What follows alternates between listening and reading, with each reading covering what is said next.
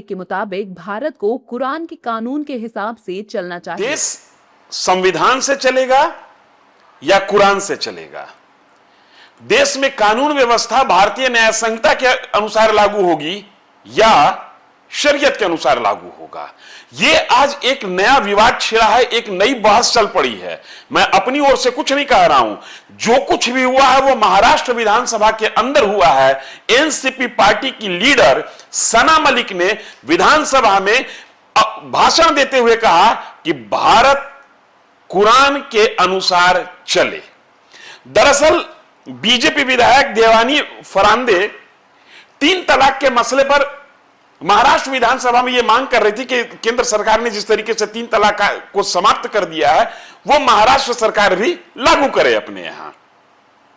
इसी पर बात चल रही थी कि एनसीपी लीडर सना मलिक, जो कि दिग्गज एनसीपी लीडर नवाब मलिक की बेटी हैं, उन्होंने पलटवार करते हुए कहा कि भारत में कुरान से चले भारत और भारत में कुरान के तहत नियम कायदे बनाए जाएं। पहले आप ये सुनिए कि वो कहीं क्या है। महाराष्ट्र विधानसभा में एनसीपी विधायक सना मलिक के भाषण पर भयंकर हंगामा हो गया। सना मलिक के मुताबिक भारत को कुरान के कानून के हिसाब से चलना चाहिए। सना मलिक ने विवादित बयान देते हुए कहा कि मुस्लिम समुदाय में मुस्लिम कानून के तहत बहुविवाद की अनुमति है। पाकिस्तान ने कुछ नया नहीं किया है, उसने बस कुरान में बताए गए मुस्लिम कानून को लागू किया है। हम इस्लाम में कुरान की शिक्षाओं का पालन करते हैं। पाकिस्तानी सरकार ने कुरान में कही गई बातों को लागू करने के लिए कानून बनाया और भारत को भी ऐसा ही कानून लाना चाहिए। हम यही मांग कर रहे हैं।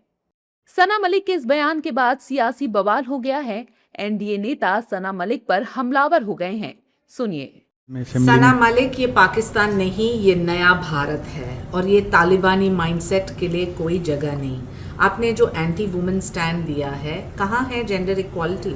मैं पूछना चाहती हूँ, जो आपके पति 4 महिला से शादी करे तो आपको स्वीकारता है क्या? जब यूनिफॉर्म सिविल कोड की बात करते हैं तो एक ही लक्ष्य है, justice to all and appeasement to none. Hindu हो, मुस्लिम हो, सिख हो, ईसाई हो, सबको पैरिटी मिलना चाहिए। और जब प्रधानमंत्री ने ट्रिपल तलाक को ख़त्म किया है, आप मुस्लिम पर्सनल बोर्ड और शरिया की बात मत कीजिए।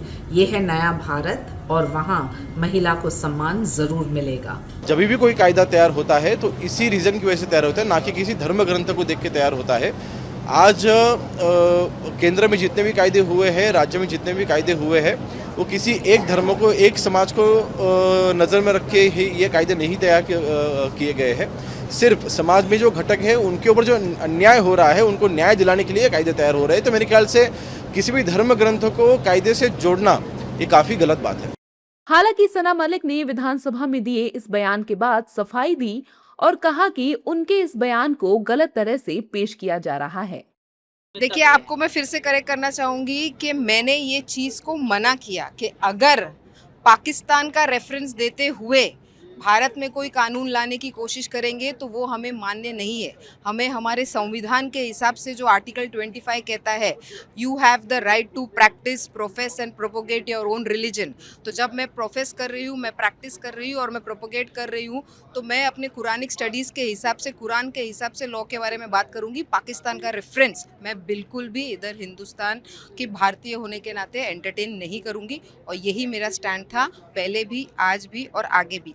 दरअसल बीजेपी विधायक देवयानी फरांडे ने बुधवार को विधानसभा में केंद्र सरकार की ओर से पास किए गए 3 तलाक कानून को महाराष्ट्र में लागू करने के बारे में ध्यान आकर्षक प्रस्ताव पेश किया। अपने भाषण के दौरान उन्होंने पाकिस्तान में मौजूद कानूनों का जिक्र किया।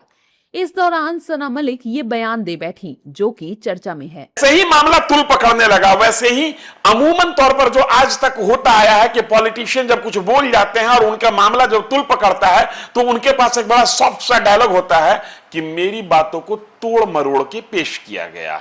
सना मलिक भी उसी लाइन पे आ गई और अब जो कुरान की दुहाई दे रही थी, जो कह रही थी कि कुरान के अनुसार भारत चले, उनको अचानक संविधान याद आ गया। यह विवाद यहीं पर थमने वाला नहीं है।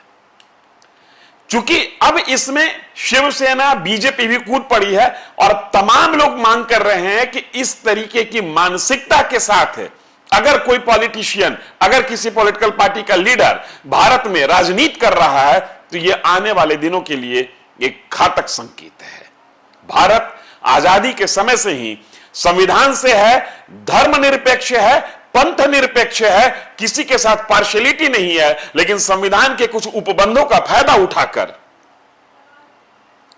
नेता सदन के अंदर कुछ ऐसा बोल जाते हैं जो समाज में विष घोलता है।